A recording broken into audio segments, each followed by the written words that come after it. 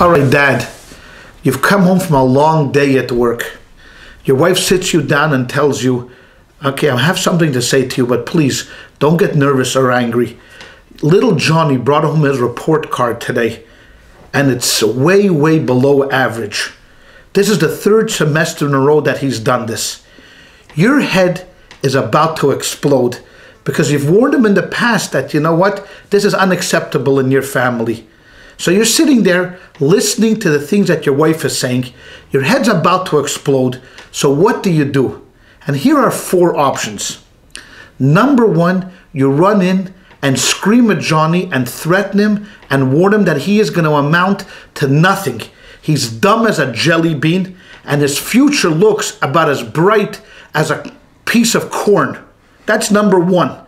Number 2, you throw him out the window. Number 3, you throw him and your wife out the window because you're so angry. Number 4 is you do nothing. You take a deep breath, you sit down, have a cup of coffee. If that doesn't work, a scotch or a double scotch or even a triple scotch, whatever it takes, and you sit there for a few minutes and you wallow in your anger and you do absolutely nothing.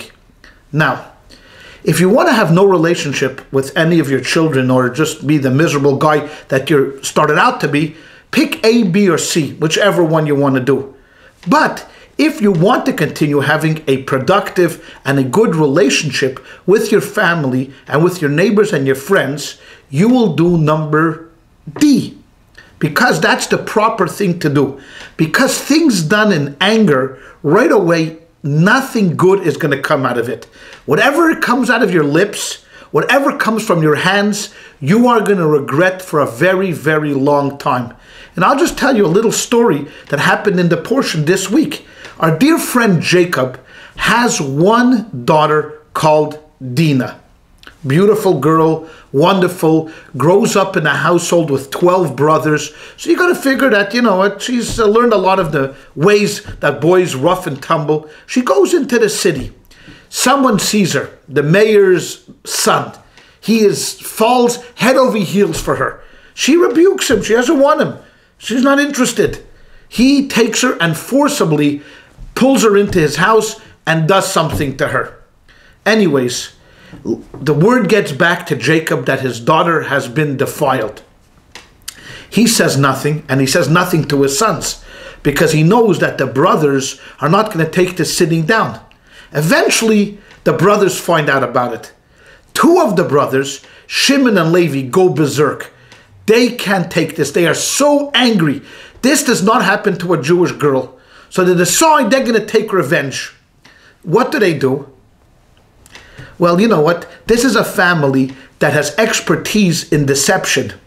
So they go out to the town and they talk to the mayor and his son. And they say, what's the story here? And the mayor and the son say, oh, we are just so overwhelmed with the beauty of your sister. We have to marry her.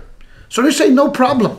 We love to have you as part of our family, and we'd love to be part of your family. As a matter of fact, we'd like all the people here in this town to become part and parcel of what we do. We want to trade with you, we want to intermarry with you, but there's one small problem.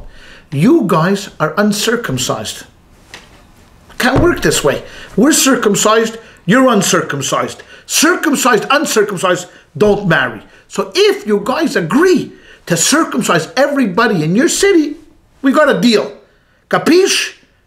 So these guys, they hear this, they're very excited. They're going to marry, this guy's going to marry Dina. They run back to their town and they say to them, hey, you know what? If only we agree to circumcise ourselves, all these Jews are going to be willing to trade. And you know that Jews are good with a buck. They're going to make us a lot of money. So the people agree.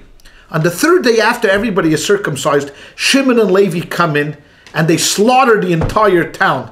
Now, it does help when you fight a war to get your enemy to circumcise himself. That is a sure way of victory. And could you imagine if you're fighting with any army and you somehow convince the army to circumcise themselves 3 days before you actually attack?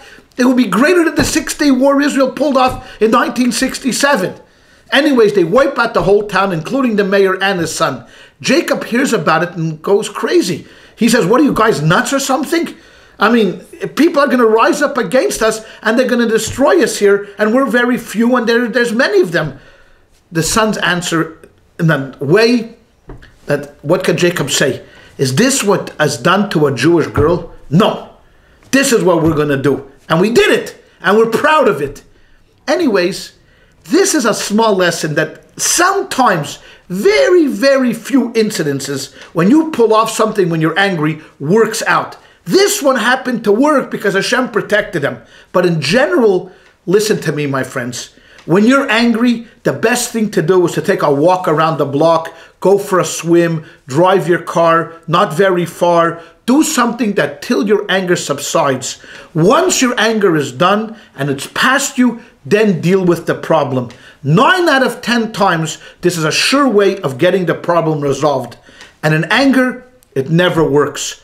Believe me, I've been both places, and it's much easier to do things when you're less angry. Thank you for listening and watching. Until next week, have a wonderful week. See you then.